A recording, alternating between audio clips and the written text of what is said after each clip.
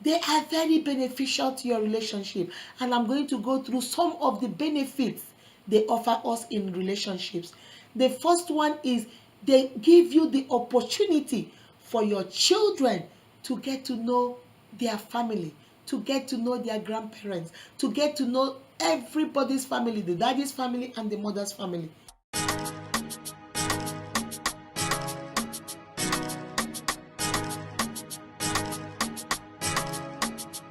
Live from Atlanta, Georgia. Beautiful, wonderfully made by God. Welcome to the Big Show. We live in a day and age now where children grow up and they leave. And if your children don't know who are the members of his or her family, they might go out there and pick the wrong person to marry. They might marry family because they don't know them. So grandparents provide that opportunity for you to get to know, for your children to get to know their family. Number two, grandparents provide support. They provide emotional and psychological support for you. They are your counselors. They've been married for years. They are older and they are wiser. So they give you advice when things are going wrong in your relationship. When you don't know how to figure it out because you just got married, you don't know how to do it, you can go to your in-laws, your grandparents, your mother-in-law, your father-in-law, and ask them, hey, how do I do this? And they are your support. They are there to give you advice. They are there to help you through it. That's what they do. That's what they do. And at this point, I'm going to add, when your daughter-in-law or your son-in-law come to you, grandparents or in-laws, for advice, please, please, please give them the truth. Give them the right advice. Don't begin to accuse them. Don't begin to say, if my son did that to you, what did you do? What did you do to him? My son will never do that. I raised him better than that. Honey, you don't know your son anymore. He's a grown man. That little boy you raised is no longer the little boy. He's a grown man. You cannot say what he can and what he can do. You are the mother. Even if your daughter-in-law is not your child, she is your child now by marriage. So give her the same advice you will give your daughter. Give your son-in-law the same advice you will give your son. Don't give them two standard advice. What you tell your child is, if it's your daughter-in-law, because the boy is your son, you give her the wrong advice. But when it is your daughter, you give her the good advice. No, mama. No, papa, don't do that. You are their support. You are their counselor. You are their therapist. Give them advice and give them sound advice. Don't brag about, if it's me, I won't do it that way. If it's me, I won't do. No, it's not you, mama. It's not you, daddy. It's her. And she's coming to you for support. Give it to her. The third benefit is they are your babysitters. You don't need to take them to no daycare. You don't need to pay no money.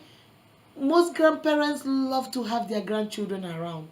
They will take care of them. Some grandparents I've had will ask you to maybe give them a little bit of money, just small money. It's okay if it's okay with you, you want to pay your mama, you want to give her a little bit of money. That's okay. I don't have a problem with it if it's okay with you. They are your babysitters. You see the benefit. The first one, they provide opportunity for your children to get to know their family and their grandparents. The second one says they provide psychological and emotional support. They counsel you. They are wiser. They are older and they are wiser. They give you advice. The third one says that they are your babysitters. They are there to babysit your children. You want to go on a date with your husband. Grandma, can I drop the keys so we can go out? Grandma, we have a vacation. Can we drop? You can do all that when you have a good relationship with your in-laws. The fourth benefit I'm going to talk about is that they are there for you financially. I've had couples tell me, guess what? We were about to lose our home and my in-laws provided the money for it. We're about to lose our car. My father-in-law bought me a car. My mother-in-law did this for me. She brought food over for the children when we had nothing. They are there financially. Remember, you are their child. They are there financially for you. They take care of stuff. And let me say this here too. In-laws, please don't throw it back at them like, I take care of you. I do everything for you. When you do it, you leave it at that. You did it for your children. Don't talk about how I helped your lazy self. If I didn't pay for your house, would you have had a roof over your head? If I didn't provide food for you, would you have had food? No, no, no, no. You help them out financially because you can afford it. You help them out financially because they are your children. That's what family will do for each other. They are there for each other in good and in bad times. You help them out and you leave it there. That's the financial benefit. Another benefit to in-laws is that they are they are there to give you any other kind of support you need. They give you emotional and psychological support. They give you financial support. They give you physical support. They come around, they help you clean your room. They help. Some I've had grandparents come over to get dressed their grandchildren and send them to the school bus. Maybe the mom is at work doing something, she couldn't get to her child, she will call grandma or grandpa, can you please go to the daycare or can you go to the school and pick my children up? They are there to render any kind of help you need. That's what in-laws do.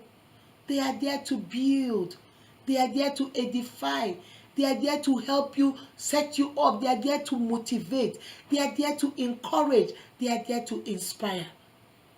They are there. Remember, they say it takes a village to raise a child.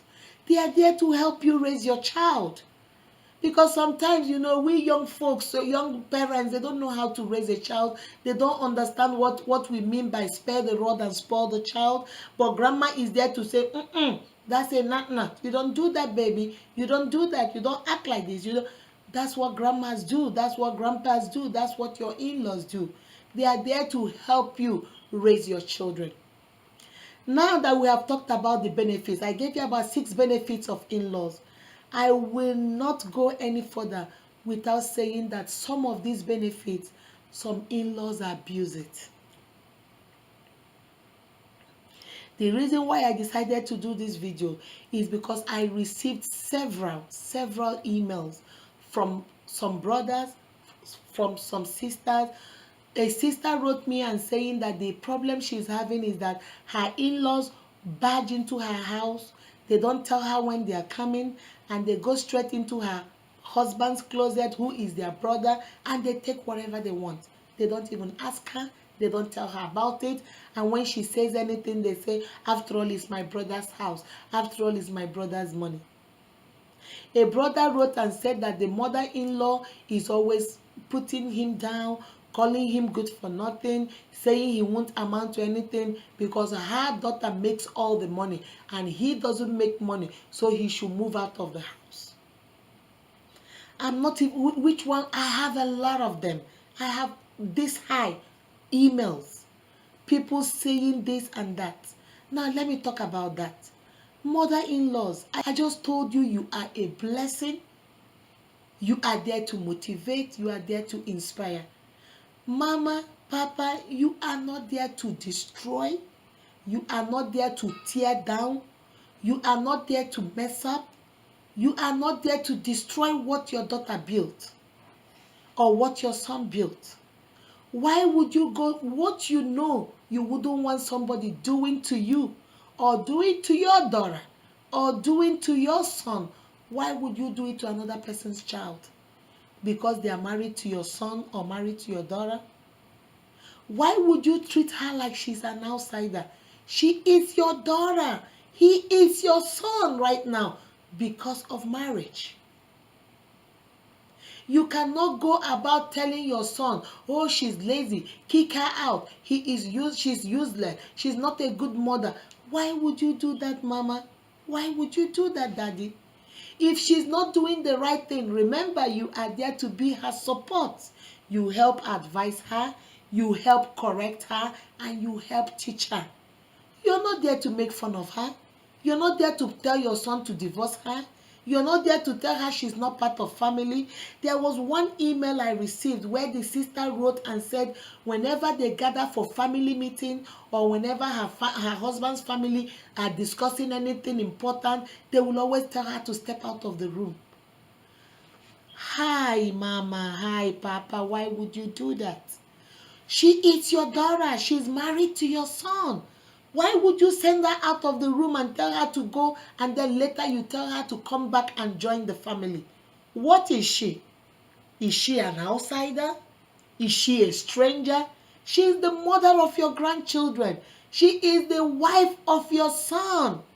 And mama, he is the husband to your daughter. He is the father of your grandchildren. Why would you tell him to step out of the house? He's not family. Who is family? He and your daughter and those children are the first nuclear family. They are the first family. You, your husband, your son, your daughters are now the extended family. You come the second. This is the elementary. This is the primary. You are the secondary family. And now you tell her to step out, or you tell him to step out, that you guys are in the secondary family, are having a family discussion, and he or she is not part of it. Then do your meeting when she's not around. You guys can meet somewhere else. You can meet in your house. Mama, you can call your children in your house, only them to come and you talk to them, where your daughter-in-laws or your son-in-laws will not see it. You don't come to your daughter-in-law's house and then tell her to step out of the house because you have to discuss something. Guys, let us be fair. You know you wouldn't want anybody treating your daughter that way. You wouldn't want somebody else treating your son that way. Why do you think it's okay to do it to another person's child? Guys, let us say the truth. Let us be honest to ourselves. The problem we have is that we don't like to be honest to ourselves. Mama, why are you destroying your daughter's family? Why are you destroying your son's family? You are married to her father. You are married to her mother. You've been married for 60 years and you brag about it. Oh, I've been married to my husband for 60 years. I've been married to my wife for 60 years. Why don't you give your daughter and your son the chance to be married that long too? Why do you want to destroy it? What do you gain? The issue is money. All the email, they have one thing in common. I noticed all my emails that I was going through had all money. It's not a bad thing that your daughter makes more money than the husband. It's not a bad thing that your son makes more money than the wife. It's okay. That's their family. That's their nuclear family. It's none of your business. Step out of it. Go deal with your own marriage. I have seen mother-in-laws and father-in-laws, they have left their wives and they now live practically with their children. And it is nothing is wrong in living with your child. They have to, if you sow, you will reap. If you gave birth to your child and your child is fruitful, you have to enjoy the fruits of your labor. I don't have nothing against it.